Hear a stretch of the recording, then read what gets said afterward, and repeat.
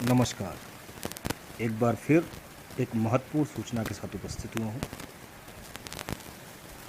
दोस्तों, आज हम बात करेंगे नियोजित शिक्षक जिनकी दूसरी बार सक्षमता परीक्षा आयोजित होने वाली है और ये फिर से नियोजित शिक्षक राज्यकर्मी का दर्जा प्राप्त करेंगे। उसके विषय में बहुत ही महत्वपूर्ण सूचना निकल कर के आई है। राज्यकर्मी बनने को नियोजित शिक्षकों की दूसरी सक्षमता परीक्षा 23 से प्रदेश में राज्यकर्मी बनने के लिए आयोजित नियोजित शिक्षकों की दूसरी सक्षमता परीक्षा 23 अगस्त से 26 अगस्त तक होगी। परीक्षा निर्धारित परीक्षा केंद्रों पर सीबीटी के माध्यम से होगी। परीक्षा में शामिल होने वाले नियोजित शिक्षकों के एडमिट कार्ड बिहार विद्यालय परीक्षा समिति की वेबसाइट पर अपलोड कर दिए गए हैं। 85,000 से अधिक शिक्षक जो दूसरी सक्षमता परीक्षा में शामिल होने वाले हैं, बिहार विद्यालय परीक्षा समिति के निर्देश के मुताबिक परीक्षा में शामिल होने वाले शिक्षक अभ्यर्थी अपने लॉगिन आईडी और पासवर्ड के माध्यम से अपना एडमिट कार्ड डाउनलोड करने और उसका प्रिंट लेने के उपरांत उसे अपने जिला कार्यक्रम पदाधिकारी स्थापना से प्रति हस्ताक्षरित कराएंगे। यानी एडमिट कार्ड डाउनलोड है, एडमिट कार्ड को निकालिए, प्रिंट आउट लीजिए, उसको आप जो है वेरीफाई कराइए अपने जिला कार्यक्रम पदाधिकारी से। बिना जिला कार्यक्रम पदाधिकारी के प्रति हस्ताक्षरित एडमिट कार्ड मान्य नहीं होगा। संबंधित अभ्यर्थी को परीक्षा में बैठने की अनुमति नहीं होगी। उल्लेखनीय है कि दूसरी सक्षमता परीक्षा पहले गत 26 जून से 28 जून तक दोनों पालियों में होने वाली थी, लेकिन 28 जून को बिहार लोक सेवा आयोग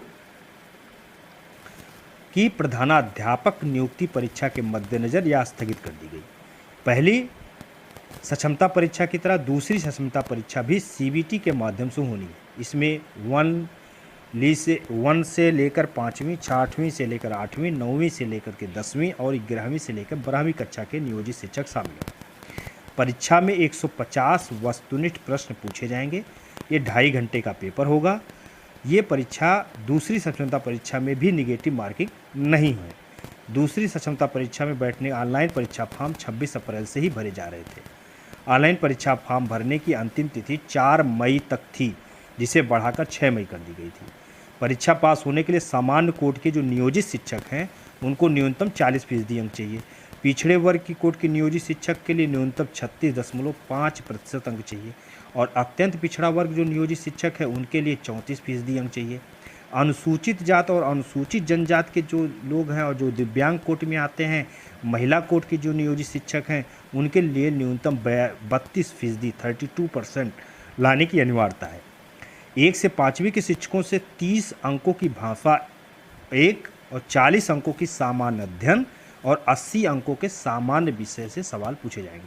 कहने का मतलब है जो 1 से 5वीं तक के कक्षा में शिक्षकों हैं उसमें 30 अंक की लैंग्वेज यानी भाषा पूछी जाएगी, 40 अंकों की सामान्य अध्ययन यानी जो जनरल स्टडी और 80 अंकों का जनरल विषय जो होता है उसे वो पूछे जाएंगे, सामान्य विषय।